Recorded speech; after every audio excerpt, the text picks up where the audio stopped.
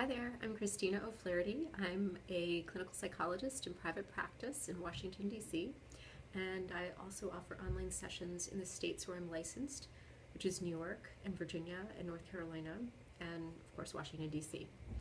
So today I want to talk to you about your brain.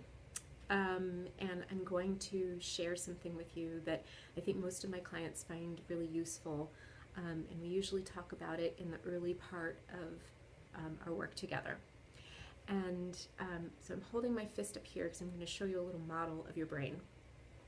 This is the brain stem, and this is the lower area of sort of the back part of your brain that's called the limbic system. And this part of the brain is designed to detect and respond and react to threat. And it's made to do so very quickly. It is the part of our brain that's responsible for fight or flight or freeze, so it gets our nervous system primed to react. Say, for example, if there is a saber-toothed tiger chasing you, this old part of the brain was made to respond very quickly. This is the part of the brain that sort of evolved later. It's up here, and it is the part of our brain that's responsible for lots of good things like reason and problem solving and compassion and empathy and connection to other people. So really good, useful stuff, right?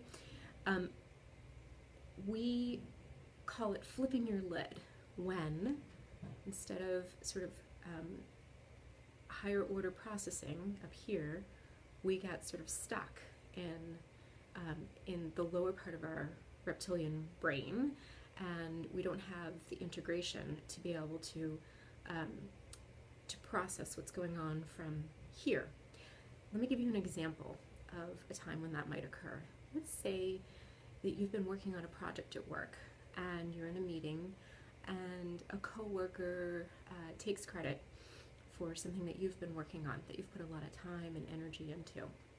Okay, although there is no saber-toothed tiger in sight, you are likely to have a fight or flight or freeze reaction. You are likely to feel your heart pounding in your chest. Your palms might be sweaty. Your breathing might increase and be faster or more shallow than usual. And you feel your fists clench, your jaw clench. In that moment, it's really important, especially in that situation, to be able to decide how to respond to this threat.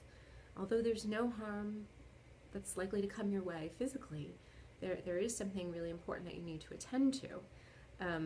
Just not in the way that your nervous system is primed to respond. So one of the quickest and easiest ways to get yourself back online up here in the higher order functions like problem solving, you can do something called name it to tame it. This is a wonderful neuroscientist named Dan Siegel has done a lot of research on this, and he's coined this term.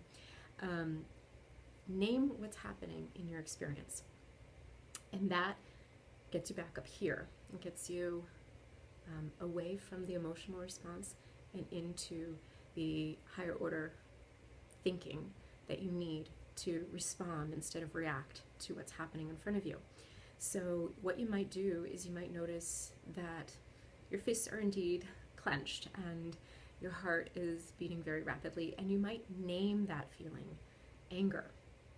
And just the simple act of naming it actually gets you back online and gives you access to your higher order functions and helps you respond in a way that's useful, because it's probably not useful to storm out of the meeting or to slam your hands on the desk and start yelling at your coworker.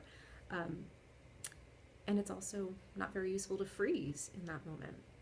So you really do need to unflip your lid in that case. And it's a simple thing. It's called name it to tame it. And it's really effective in giving you just a bit of space from your emotional response in order to respond to what's happening. So thank you for watching. I hope that's useful and would love to hear your comments and feedback about this. Take care.